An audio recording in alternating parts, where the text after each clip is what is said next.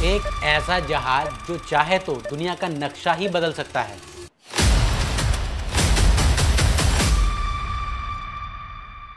सोचने वाली बात यह है कि एक 52 मीटर चौड़ा जहाज आखिर रेडार्स में डिटेक्ट क्यों नहीं होता।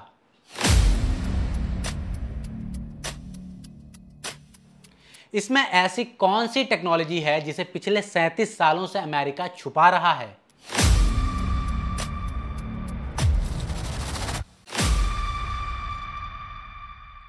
दोस्तों, B-2 बॉम्बर बनाने के पीछे एक ऐसा वाकया है जिसने पूरी दुनिया के सामने अमेरिका का सर शर्म से झुका दिया था। 1 मई 1960 पाकिस्तान में पेशावर एयरवेज से अमेरिका का Lockheed U-2 aircraft take off करता है। ये CIA के एक सीक्रेट मिशन पर सोवियत यूनियन की जासूसी करने जा रहा था। ये कोल्ड वॉर का टाइम था जब अमेरिका और सोवियत यूनियन एक दूसरे को अपनी टेक्नोलॉजी के जरिए एक दूसरे को नीचा दिखाने की कोशिश कर रहे थे। अमेरिका को घमंड था कि उसका U-2 Lockheed spy plane 80,000 feet पर फ्लाई कर सकता है और इतने हाई एल्टीट्यूड पे इसका कोई कुछ नहीं बिगाड़ सकता। US समझता था कि USSR का कोई भी मिसाइल इतनी ऊंचाई तक नहीं पहुंच पाएगा। पर जैसे ही जहाज सोवियत यूनियन के टेरिटरी में घुसा तो रडार ने उसे फौरन डिटेक्ट कर लिया। पहले तो उन्होंने कई फाइटर जेट्स भेजे और कई मिसाइल्स लॉन्च किए, लेकिन वाकई में इतनी ऊंचाई पर हिट करना उनके बस में नहीं था। लेकिन फिर सोवियत यूनियन की मिलिट्री ने अपने S-75 डिवीना मिसाइल को प्लेन पे लॉक करके फायर कर दिया।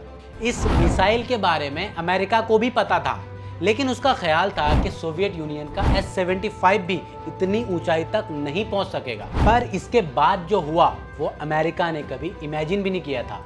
S-75 ने 80,000 फीट पर उड़ते हुए U-2 लॉकहीड को इतने परफेक्ट तरीके से हिट किया कि प्लेन वहां के येकाटेरिन नामी शहर के ऊपर जा गिरा और पायलट ने खुद को इजेक्ट कर लिया। इस पर शुरुआत में अमेरिका ने कहा कि ये नासा का वेदर रिसर्च प्लेन था, लेकिन जब सोवियत यूनियन ने कैप्चर किए गए पायलट और U-2 का सर्विलेंस इक्विपमेंट दुनिया के सामने रखा तो अमेरिका का पूरी दुनिया में बड़ी बदनामी हुई।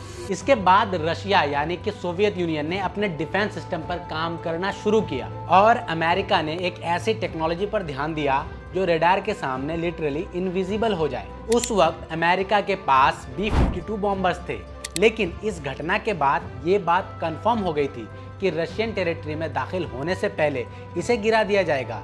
यानी अमेरिका चाहकर भी अपने न्यूक्लियर वेपन्स रशिया के खिलाफ इस्तेमाल नहीं कर सकता था। और फिर 1976 तक USSR ने ऐसे सरफेस टू एयर मिसाइल बनाए जो 100 किलोमीटर दूर तक भी एक एयरक्राफ्ट को गिराने की ताकत रखते थे, जिनमें S-300 भी शामिल थे।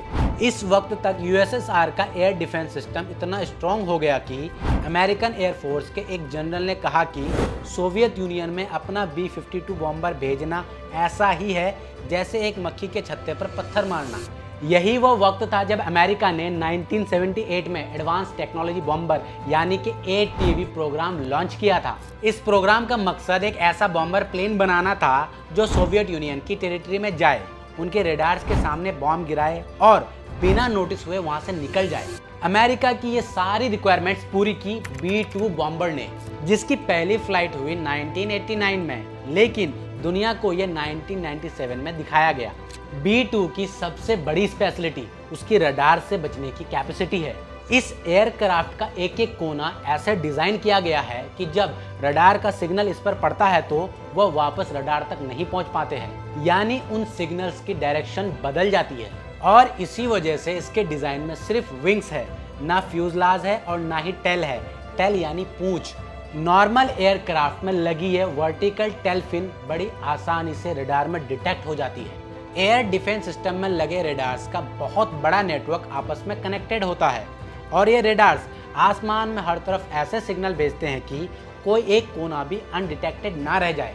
ये सिग्नल्स नॉर्मली प्लेन की बॉडी से रिफ्लेक्ट होकर वापस रेडार की तरफ जाते हैं और ऐसे उसकी मौजूदगी रेडार में रिकॉर्ड हो जाती है। स्पेशली प्लेन के टेल को बचाना नामुमकिन होता है क्योंकि साइड से देखने पर यह रडार के लिए एक मिरर का काम करती है। लेकिन B-2 स्पिरिट बॉम्बर की डिजाइन ऐसे की गई है कि कहीं से भी रडार का सिग्नल आए तो वह टकराने के बाद उसी डायरेक्शन में रिफ्लेक्ट नहीं हो पाएगा और इसी वजह से इसमें टेल रखी ही नहीं गई। इसका जिगजैग डिजाइन सिग्नल को बिल्कुल ही ऑपोजिट डायरेक्शन में रिफ्लेक्ट कर देता है।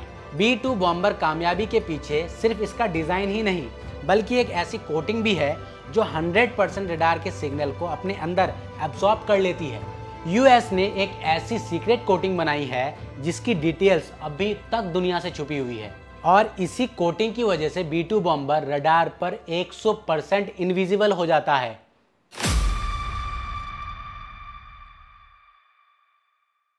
दोस्तों उम्मीद करता हूं कि ये वीडियो आप लोगों को अच्छा लगा होगा। अगर वीडियो अच्छा लगा है तो वीडियो को लाइक कीजिए, चैनल को सब्सक्राइब कीजिए।